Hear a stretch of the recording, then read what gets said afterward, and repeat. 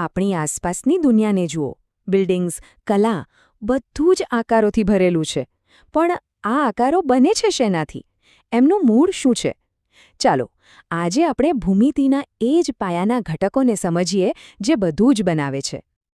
સવાલ રસપ્રદ છે, ખરું ને? અને જવાબ એનાથી પણ વધારે સરળ અને આશ્ચર્યજનક છે. આ બંને વસ્તુઓ ભલે ગમે તેટલી અલગ લાગે, પણ બની છે ફક્ત બિંદુઓ અને રેખાઓથી. હા, બસ આટલું જ. અને આ જ આપણો મુખ્ય વિષય છે કે કેવી રીતે સાવ નાનામાં નાના ઘટકો ભેગા મળીને મોટી અને જટિલ રચનાઓ બનાવી શકે છે. કહેવાય છે ને કે દરેક મોટી વસ્તુની શરૂઆત નાની જ હોય છે. ભૂમિતિના આખા બ્રહ્માંડમાં એ શરૂઆત થાય છે એક સાદા ટપકાથી, એટલે કે એક બિંદુથી. તો ચાલો આ નાના પણ સૌથી શક્તિશાળી ઘટકને જરા નજીકથી જોઈએ. એક રીતે કહીએ તો બિંદુ એ ભૂમિતિનો અણુ છે. સૌથી મૂળભૂત કણ. એટલું મૂળભૂત કે બાકી બધું જ એના પરથી બને છે. અને સૌથી મજાની વાત શું છે ખબર છે? કે એ પોતે કોઈ જગ્યા જ નથી રોકતું. છતાં દરેક આકારનો પાયો આ બિંદુ જ છે. સારું, તો હવે આપણી પાસે બિંદુઓ છે. પણ જ્યારે એક કરતાં વધારે બિંદુઓ હોય ત્યારે શું થાય? સ્વાભાવિક છે, આપણે એમને જોડીએ છીએ. અને આ જોડાણ જ આપણને અલગ અલગ પ્રકારના રસ્તાઓ એટલે કે માર્ગો પર લઈ જાય છે. અહીંયા જે સૌથી મહત્વનો શબ્દ છે ને, એ છે અનંત. એક સાચી ગાણિતિક રેખાની કોઈ શરૂઆત નથી, કોઈ અંત નથી. એ બંને દિશામાં બસ ચાલતી જ જાય છે અનંત સુધી. જરા કલ્પના તો કરો, એક એવો રસ્તો જે ક્યારે પૂરો જ ન થાય. પણ એક મિનિટ, વાસ્તવિક દુનિયામાં તો બધું અનંત નથી હોતું, બરાબર ને? મોટાભાગની વસ્તુઓનો એક અંત હોય છે.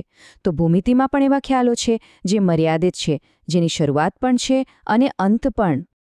આ છે રેખાખંડ. પેલી અનંત રેખાથી બિલકુલ અલગ. રેખાખંડ મર્યાદિત છે. એના બે ચોક્કસ અંત્યબિંદુઓ છે, જેને એક નિશ્ચિત માપી શકાય એવી લંબાઈ આપે છે.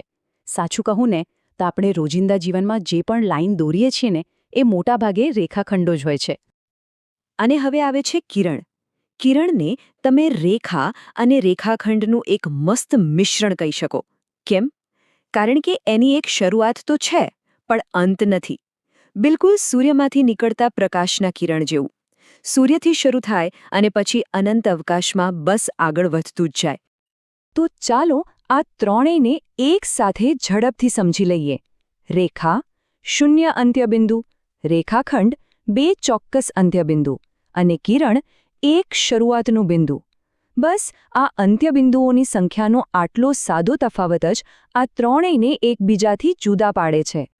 અત્યાર સુધી આપણે સીધા રસ્તાઓની જ વાત કરી, પણ જીવનમાં બધા રસ્તા સીધા ક્યાં હોય છે?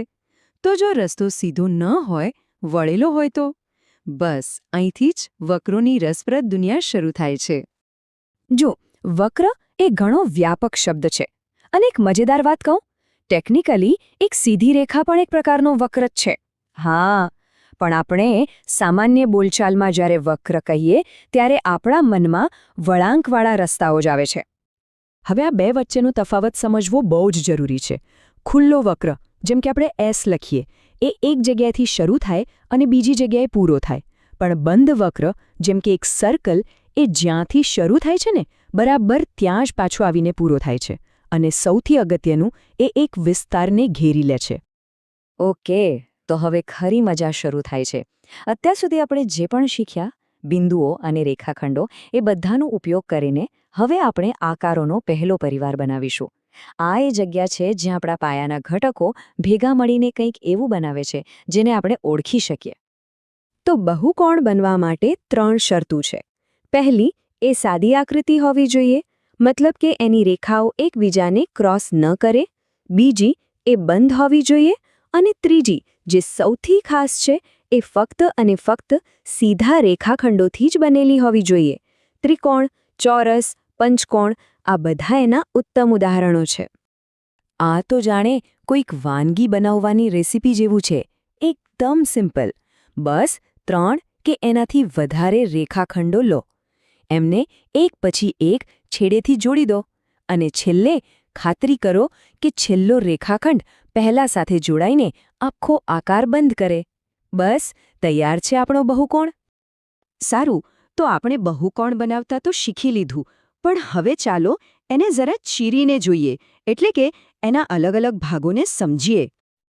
સૌથી પહેલો અને સૌથી સ્પષ્ટ ભાગ છે બાજુઓ. આ એ જ રેખાખંડો છે જેનાથી આખું બહુકોણ બને છે. ત્રિકોણમાં 3 બાજુઓ હોય, ચોરસમાં 4. આ બાજુઓ જ આકારની બોર્ડર એટલે કે રૂપરેખા બનાવે છે. હવે જ્યાં પણ બે બાજુઓ ભેગી થાય છે ત્યાં શું બને? ખૂણો, બરાબર? ભૂમિતિમાં આ ખૂણાને જ શિરોબિંદુ કહેવામાં આવે છે. આ એ જ પોઈન્ટ્સ છે જે બહુકોણને એનું ચોક્કસ માળખું અને મજબૂતી આપે છે. વિકર્ણ એટલે શું? એ આકારની અંદરનો એક સિક્રેટ રસ્તો છે. એ એક ખૂણાને બીજા ખૂણા સાથે જોડે છે, પણ એક શરત છે, એ બાજુબાજુના ખૂણાઓને ન જોડી શકે. જેમ કે એક ચોરસમાં સામસામેના ખૂણાઓને જોડતી 2 રેખાઓ હોય, એ જ એના વિકર્ણ છે. શું ક્યારે વિચાર્યું છે કે જ્યારે પણ કોઈ બંધ આકાર દોરવામાં આવે ત્યારે ફક્ત એક આકાર નથી બનતો? એ આખી સપાટીને 3 અલગ અલગ વિસ્તારોમાં વહેંચી દે છે, અંદર, બહાર અને કિનારી પર. કોઈ પણ બંધ આકૃતિ, જેમ કે બહુકોણ, જે સપાટી પર હોય એને 3 ભાગમાં વહેંચી નાખે છે. એક, આકૃતિની અંદરનો ભાગ. બીજો, આકૃતિ પોતે એટલે કે એની બોર્ડર. અને ત્રીજો, આકૃતિની બહારનો બધો જ વિસ્તાર. તો ચાલો આને સ્પષ્ટ કરી લઈએ. આંતરિક ભાગ એટલે બહુકોણની અંદરનો બધો વિસ્તાર. સીમા એટલે બહુકોણની બાજુઓ પોતે, એની ધાર. અને બાહ્ય ભાગ એટલે બહુકોણની બહારની આખી સપાટી. આ નાનકડો ખ્યાલ મેપિંગથી લઈને ડિજિટલ ડિઝાઇન સુધી બધે જ કામ આવે છે. તો આ જ તો છે ભૂમિતિનો અસલી જાદુ. એક સાધારણ, દેખાય પણ નહીં એવા બિંદુથી શરૂઆત કરીને આપણે રેખાઓ, વક્રો અને આખા બહુકોણની દુનિયા બનાવી દીધી. આ એ વાતનો પુરાવો છે કે કેવી રીતે સૌથી સરળ ઘટકો ભેગા મળીને જટિલ અને સુંદર રચનાઓ બનાવી શકે છે. આ એક સવાલ વિચારવા જેવો છે. આર્કિટેક્ચરથી લઈને આર્ટ સુધી, કમ્પ્યુટર ગ્રાફિક્સથી લઈને કુદરત સુધી, આ પાયાના સિદ્ધાંતો બધે જ છે.